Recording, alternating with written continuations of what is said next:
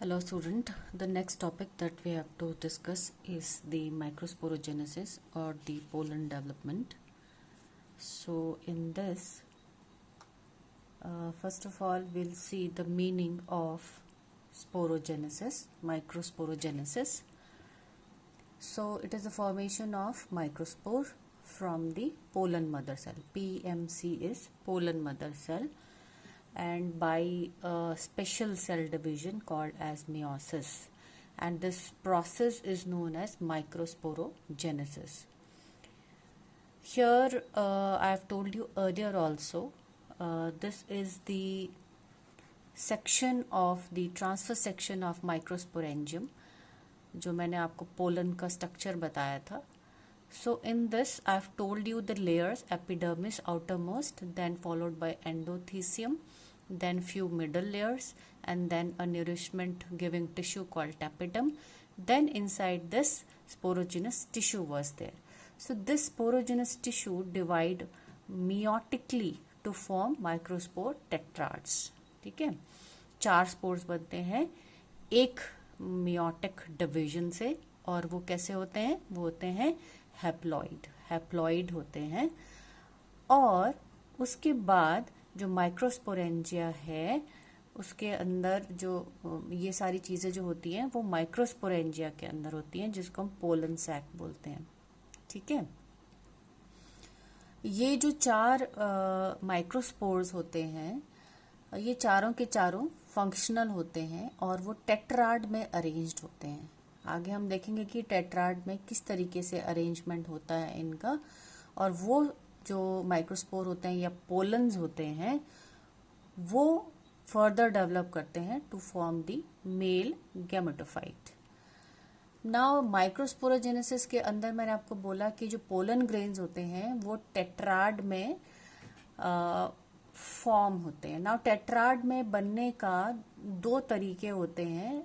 वो कैसे डिपेंड करते हैं किस चीज पे? साइटोकाइनेसिस पे. यानी कि जब इसके अंदर मेयोटिक डिवीजन हो रहा होता है तब वॉल फॉर्मेशन कब होती है, सेल्स उसमें कब बनते हैं, उस पे बेस्ड जो है स्पोर टेट्राड्स बनते हैं. तो 2 तरीके के साइटोकाइनेसिस होते हैं. First one is simultaneous type, second one is successive type. Now simultaneous type में क्या होता है कि साइटोकाइनिन जो है वो जब पूरा सेल न्यूक्लियस जो है वो डिवाइड हो जाता है एंड ऑफ मियोसिस 2, यानी कि 4 न्यूक्लियाई जब बन जाते हैं, ठीक है, उसके बाद जो है वो सेल डिवीजन, ये पहला न्यूक्लियाई बन गया, ये दूसरा फर्स्ट डिवीजन हो गया, 2 न्यूक्लियाई बन गए, और ये सेकंड डिवीजन होके 4 न्यूक्लियाई बन गए, 3 आगे दिख रहे हैं, एक पिछली तरफ है, and then the wall is formed, है ना. सबसे लास्ट में सेल वॉल बनती है. सो टेट्राहेड्रल अरेंजमेंट जो होता है उनका ज्यादातर होता है, इस तरह का जो डिवीजन होता है वो ज्यादातर ये डाइकोटिलिडन्स में देखा जाता है. दूसरा डिवीजन जो होता है वो होता है successive type of cell division, यानी कि पहले 2 न्यूक्लियाई में डिवाइड हुआ मियोसिस 1 में, फिर सेल वॉल बन गई, फिर इन दोनों में दोबारा डिवीजन हुआ, और उसके बाद इस तरीके से दोबारा से एक सेल वॉल बन गई. यानी एक के बाद एक, सक्सेसिव मीन्स एक के बाद एक. तो पहले एक बार, फिर उसके बाद दूसरी बार मियोसिस 1 में 2 सेल बन जाएंगे, एंड देन मियोसिस 2 में फिर 4 सेल बनेंगे. सो इस तरह का जो टेट्राड बनता है by successive type of cell division, it is usually isobilateral type of arrangement, और ये ज्यादातर मोनोकोटिलिडन्स में देखा जाता है. Now there are other arrangement also. वो डिपेंड करता है कि आपकी ये जो 4 न्यूक्लियाई बनती हैं आइदर बाय साइमल्टेनियस और बाय सक्सेसिव टाइप, वो अपने आप को किस तरीके से अरेंज करती है उस पे बेस्ड जो हमारे स्पोर टेट्राड्स जो होते हैं. एक होता है टेट्राहेड्रल टाइप जो हमने पीछे देखा है ना, रिक्सिया, लाइकोपोडियम, डाइकोटिलिडन्स में रहता है. देन ये है साइमल्टेनियस टाइप, राइट. ये डिक्सिट टाइप भी साइमल्टेनियस टाइप है. इसका एग्जांपल है मैग्नोलिया, है ना. तो ये डिक्सिट टाइप है. और ये टेट्राहेड्रल टाइप है। ये दो जो हैं these two are simultaneous division. फिर आता है आपका आइसोबायलेटरल टाइप। आइसोबायलेटरल टाइप इस तरीके से, ठीक है। इसके अंदर वॉल फॉर्मेशन जो होती है right angles to each other होती है। एग्जाम्पल आपका जियामेज या मोनोकोटिलिडन्स में हम देखते हैं इसको जियामेज। फिर लीनियर टाइप जो है ये भी सक्सेसिव टाइप है, ये लीनियर टाइप है ना। इस तरीके से पहले दो सेल्स बन जाएंगे, एक न्यूक्लियर यहाँ एक यहाँ, फिर अगेन इन दोनों में लंबे तौर पे जो है वो अरेंज होते हैं। That is the linear type of successive division. ये पॉलीएंथस एग्जांपल है इसका। देन टी शेप, ये भी सक्सेसिव टाइप है। एरिस्टोलोकिया एलिगेंस में देखा जाता है टी शेप, यानी कि नीचे वाला जो है वो एक लीनियर उसमें आता है और उसके ऊपर वाले जो होते हैं ये टी शेप में ये नजर आता है, right. So this is again successive type. Now there is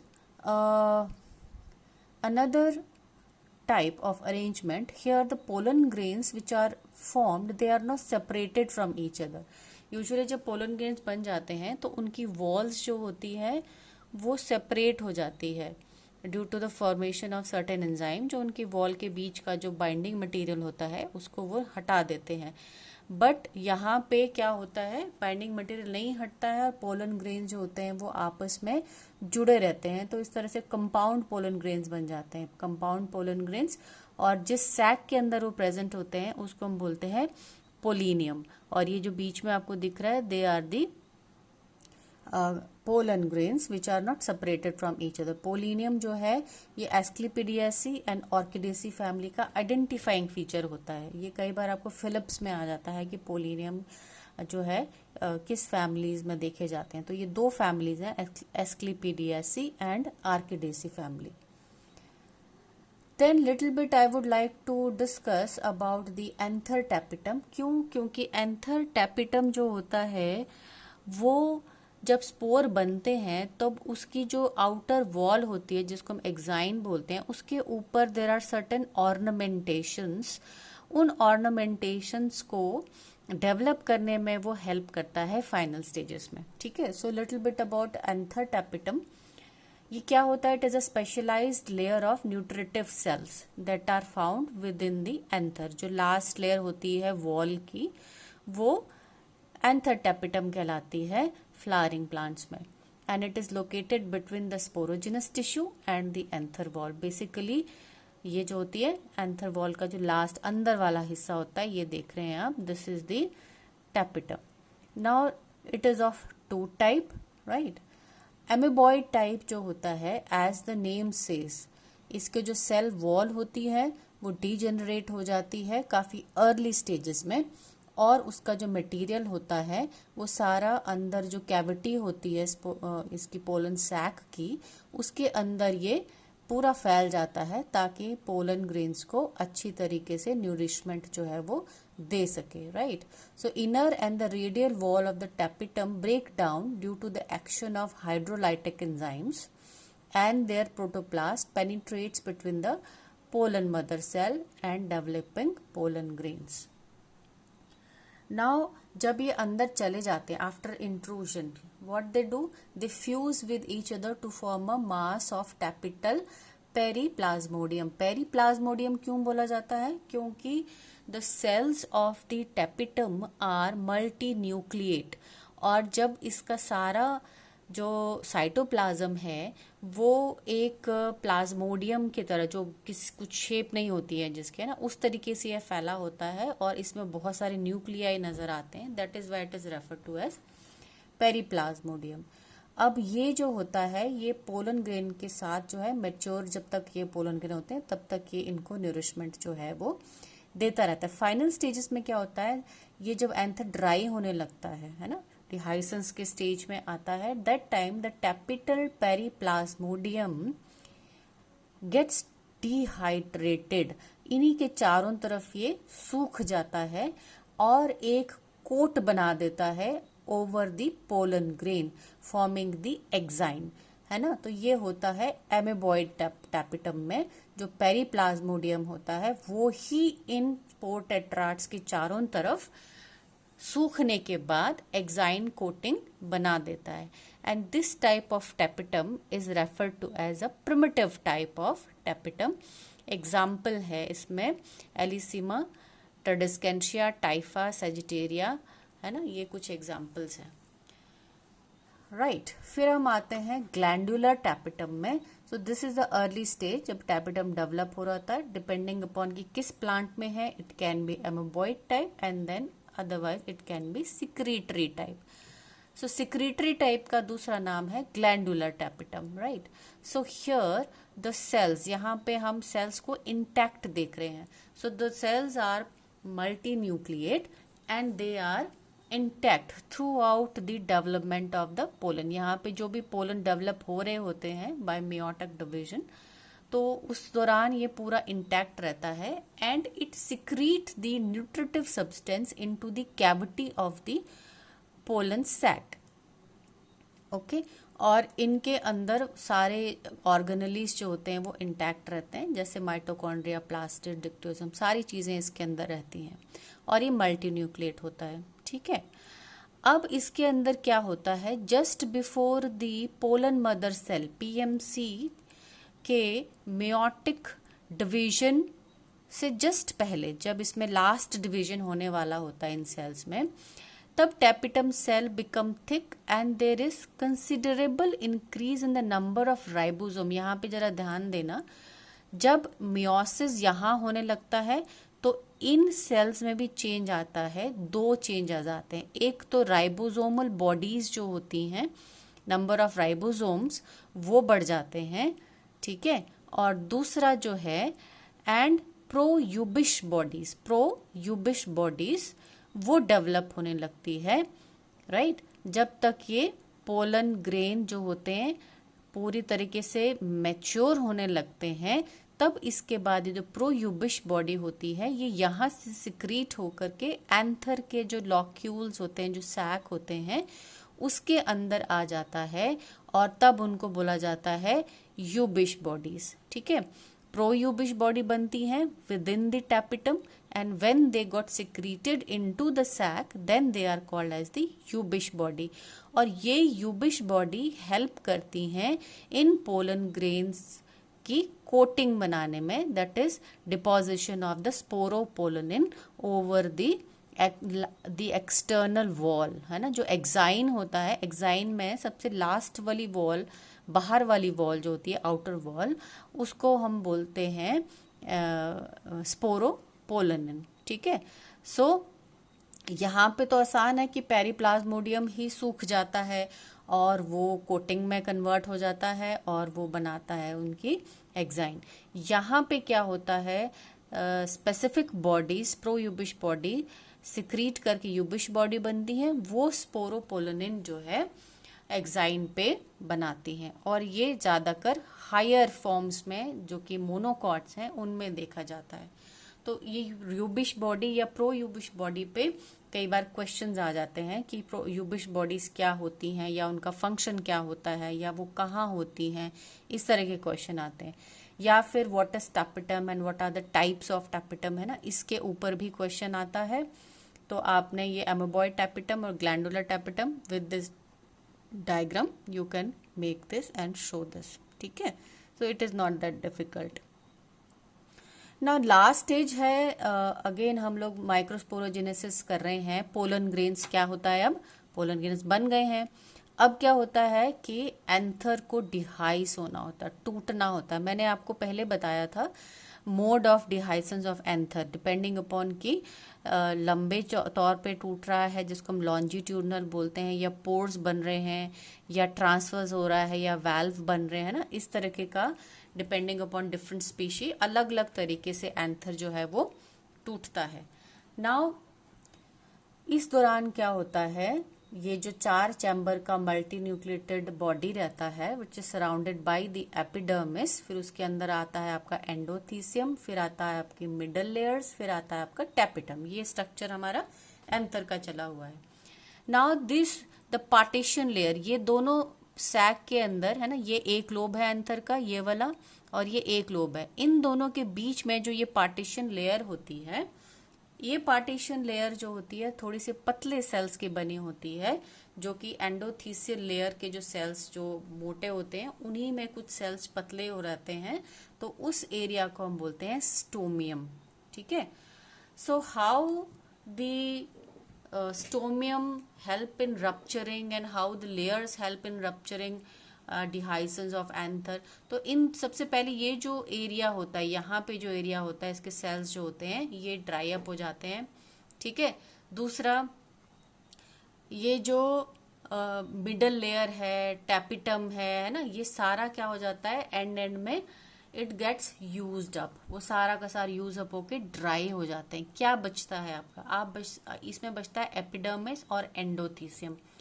endothecium इसलिए बचता है क्योंकि इस पे जो थिकनिंग होती है, फाइबरस थिकनिंग्स, जो मैंने आपको स्ट्रक्चर ऑफ एंथर में बताया था, वो फाइबरस थिकनिंग जो होती है वो यू शेप में होती है ना, यू शेप में होती है और उसकी एक वॉल जो होती है वो पतली होती है। अब क्या होता है, because of the drying of the walls, what happens that there is a pressure that is created on the thin walled layer of the stomium।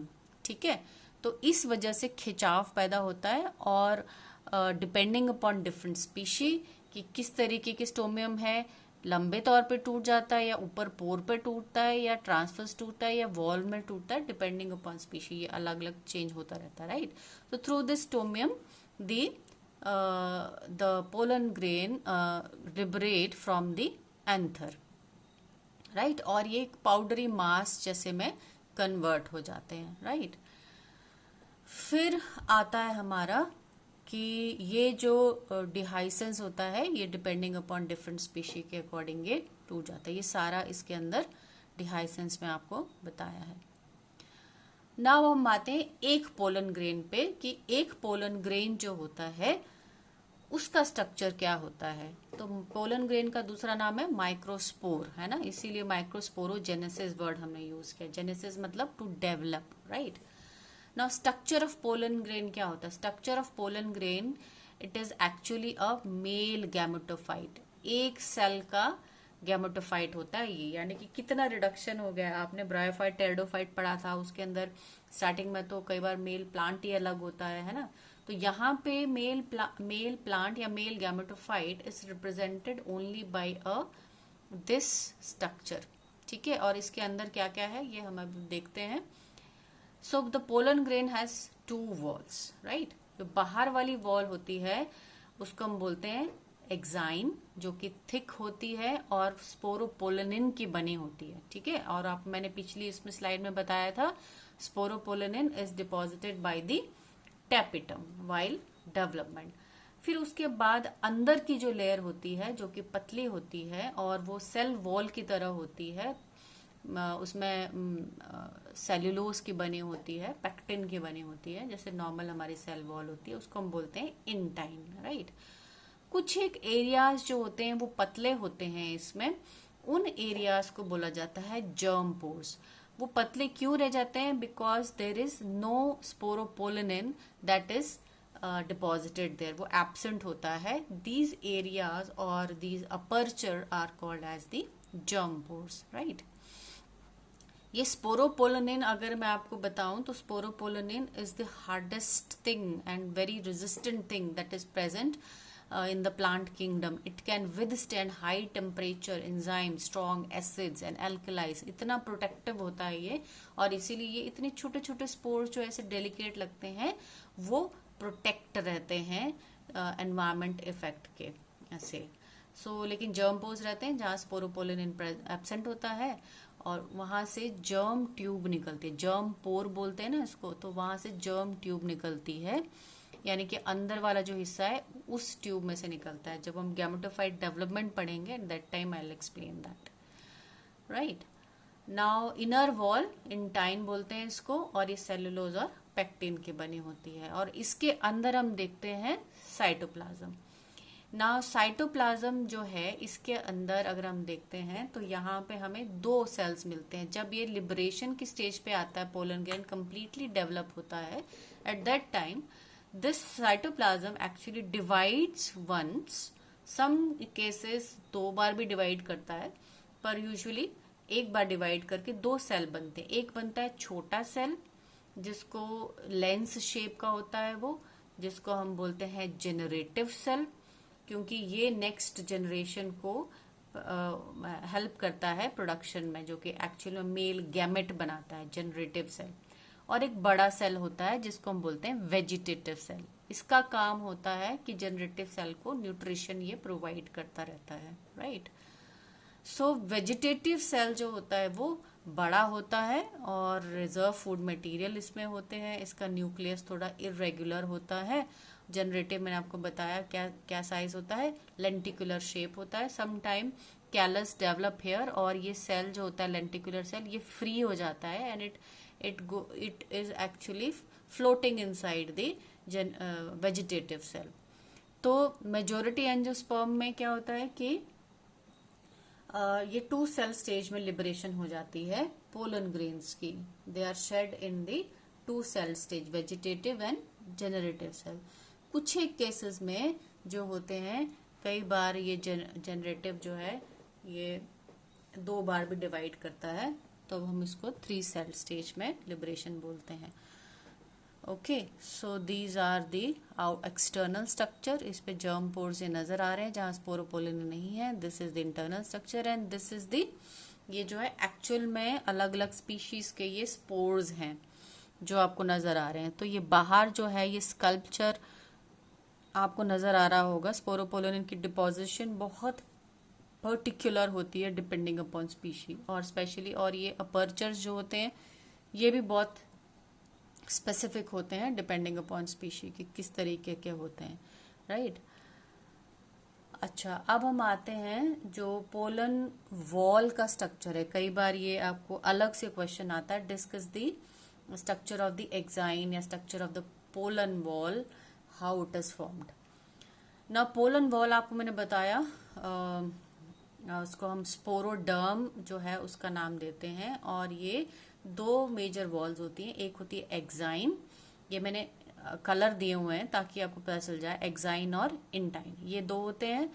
Exine जो होता है ये बनता है डिपोजिशन ऑफ स्पोरोपोलिन की वजह से, ठीक है। और ये डिपोजिशन कौन करता है, ये करता है tapetal layer, right, during sporogenesis.